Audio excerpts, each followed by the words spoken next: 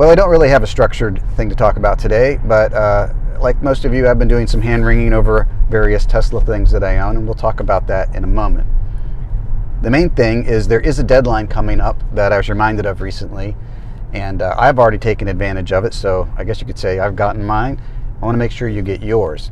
If you are a Pennsylvania electric vehicle driver, or hybrid, although I don't know what the numbers for the hybrid are specifically, so you'll have to look into that part yourself.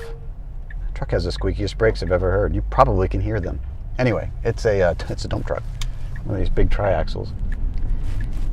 In Pennsylvania, they changed how they're going to do registration fees, and starting April 1st, which at the time I record this video is about 2 weeks away, starting April 1st, registration renewals, not just new registrations, but registration renewals on electric vehicles will include a $200 fee for the first year. For the second year, the fee is $250. That is per car, per year. And that is a rolling fee. It will be that for a while. So, if you have a car registration for an electric vehicle that is within 6 months, this truck brakes are comedically loud. If you have a registration for an electric vehicle that is within 6 months of being due, so kind of anything in the fall or summer months, if you go on the Pennsylvania DMV website now, today, or sometime in the next 2 weeks, before April 1st, this is not a guarantee, by the way. At least for the first year, you should be good. But you can renew your registration as long as it's within 6 months of expiring. And on the Pennsylvania DMV website, when you do that, you have the option also of renewing for 2 years instead of just 1. Now, what we don't know is how Pennsylvania is going to administer this program, or PennDOT, or whoever's doing it. I kind of suspect that there's a chance that we get a bill later on for the balance due for our EV fee. But if we don't, and you choose the 2-year option, and you register before April 1st, you potentially can save the first 2 years of those fees by skipping year 1, which takes effect in 2 weeks, and skipping year 2, which rolls into the next time around. But if you don't, then some guy wants to flip me off on his Hyundai, so we'll get to that. But if you don't, then you'll find yourself spending $450 on vehicle registration fees that you wouldn't otherwise have to pay. So, all of that to say, I highly advise that if you have a Tesla or anything else that's electric, and you want to save your money on the registration, you should go on and you should do that right away. And I may pull the dash cam video and add in the guy flipping me off so you can understand why I'm so distracted. That is becoming a thing lately. And again, I'm driving a 11-year-old nose cone Model S, so it's obviously not a new car to anybody that knows anything. So yeah, look for that video. I'll put it in right here. If you look on the right side, you'll see the car comes from that 4-way stop sign that I went through directly. I think context is important in any dash cam video, and you can tell from the gap coming through the intersection that there didn't seem to be anything related to the intersection.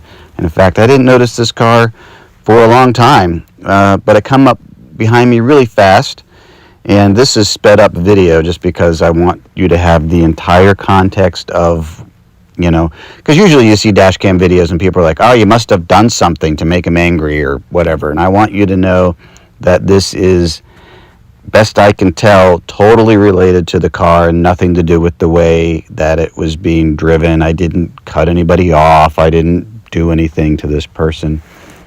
But this is the approach to then the highway. And it is zoomed in. Unfortunately, there's water drops there.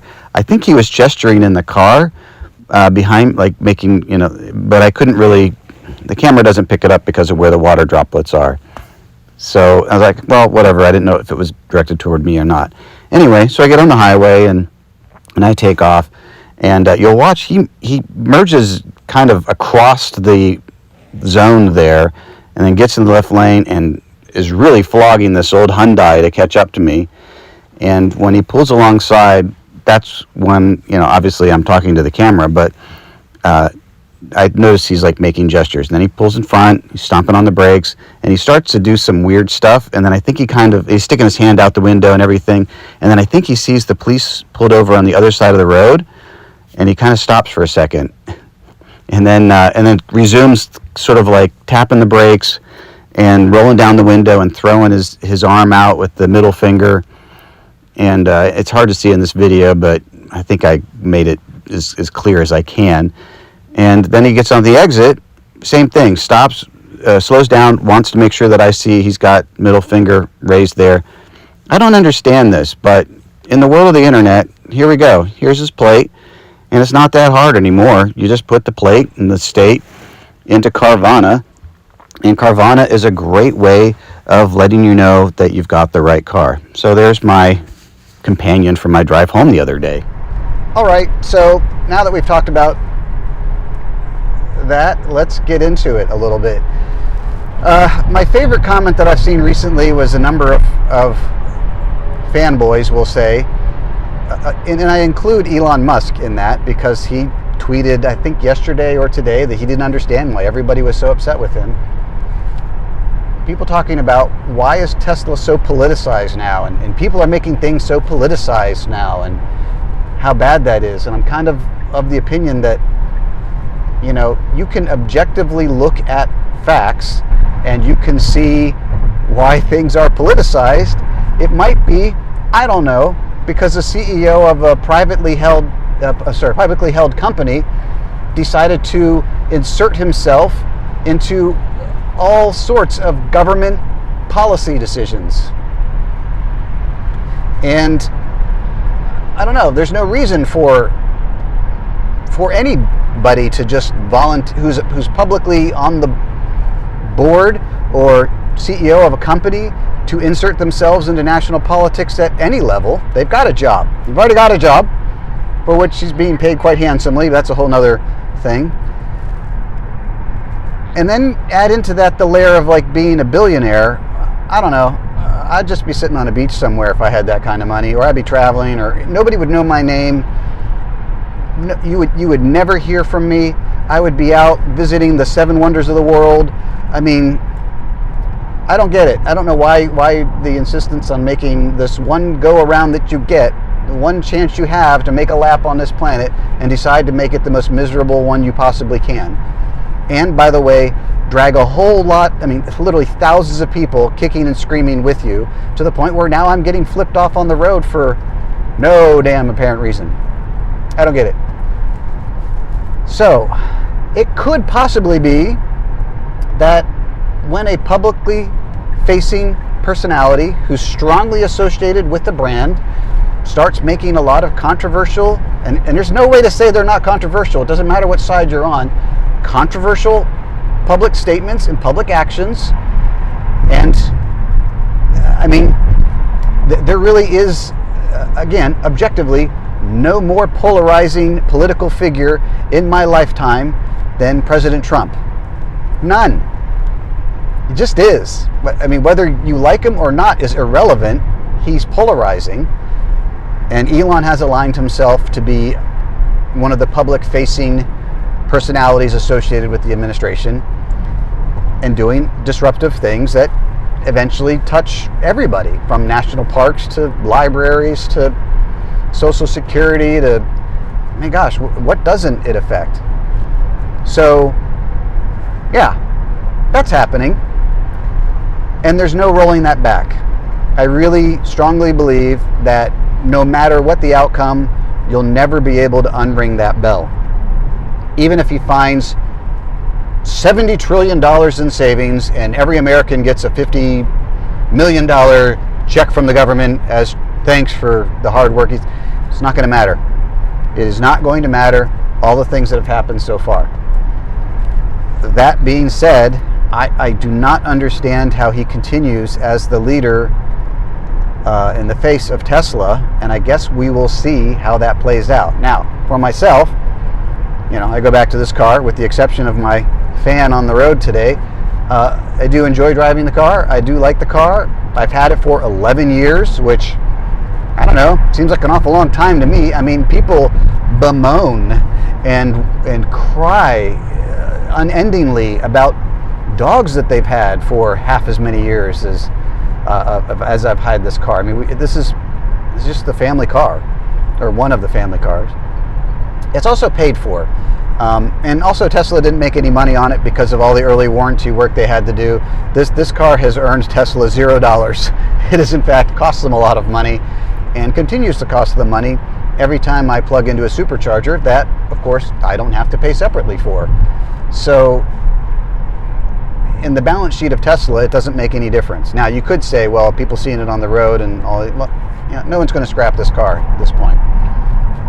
And the only person that is hurt by the financial transaction that would occur if I sold this car would be me. It's just not worth very much anymore. I think if I tried to sell it, maybe I could get maybe $20,000 for it. Maybe. It's got 135,000 miles on it. It's a 2014. It just isn't worth a lot. But to me, it is worth that and more, because to replace this car, I would have to spend quite a bit more than that money, especially if I wanted to replace it with another electric vehicle of comparable range and size and all the things. So I'm not generally in the business of hurting myself to no effect on the people I want to make a point to. It doesn't do any good. I just don't see the point in doing that. It's not going to move the needle. It's not even a blip on the radar for anybody at Tesla or anybody anywhere.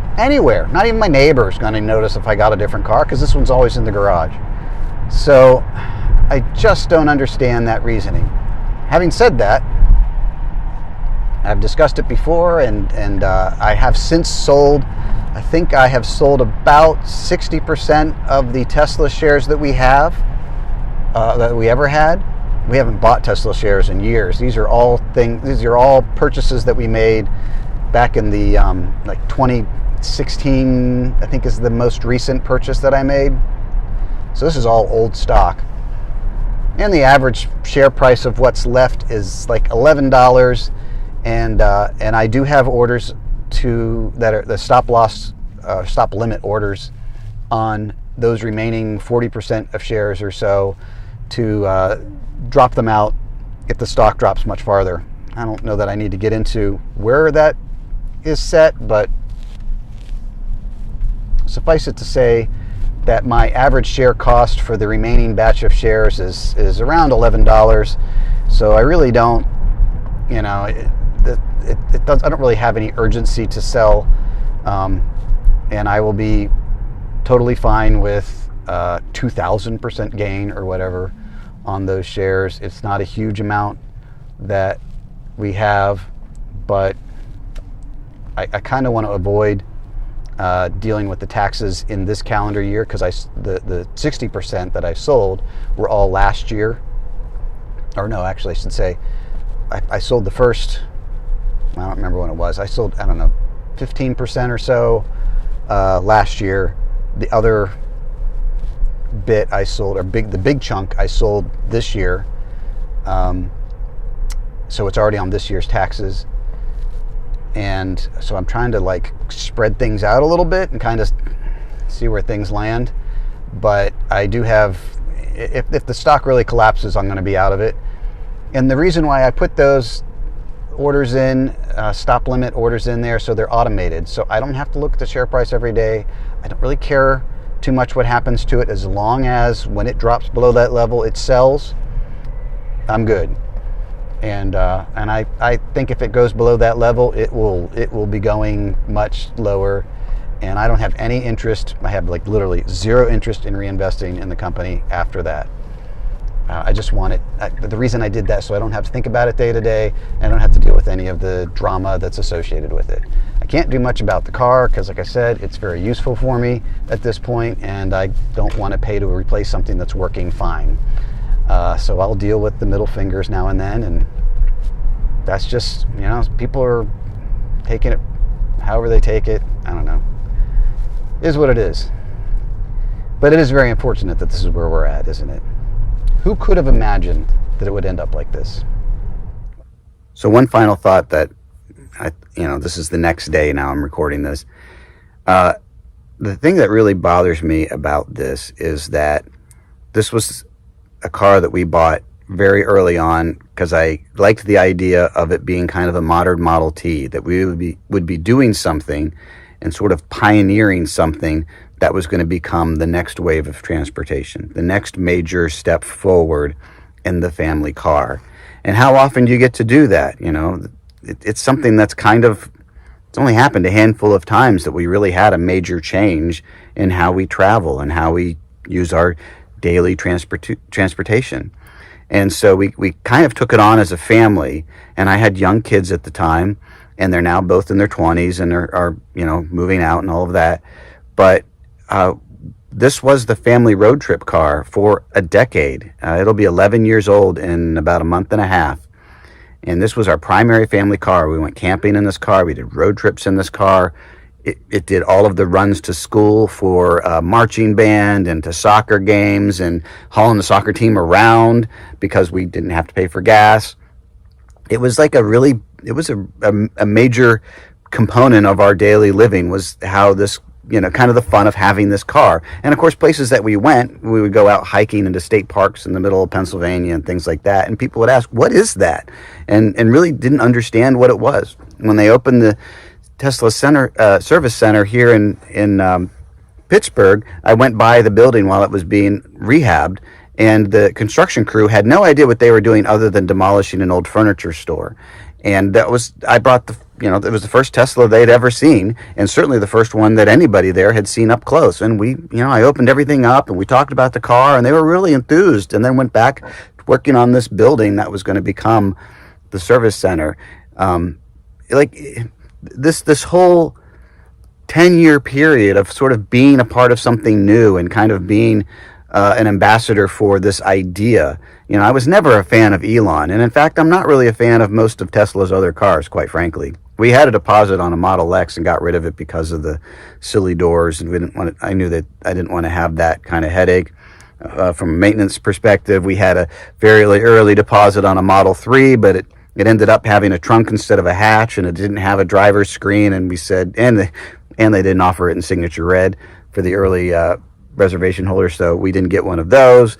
And then just other things. I'm not really a fan of most of the other cars, but I've always liked the Model S, and I really liked that it was sort of like the electric version of a Saab, that it embodied this mix of aerospace thinking and clean sheet design, just like Saab cars used to have kind of an aircraft sort of aesthetic to the way they approached certain design problems.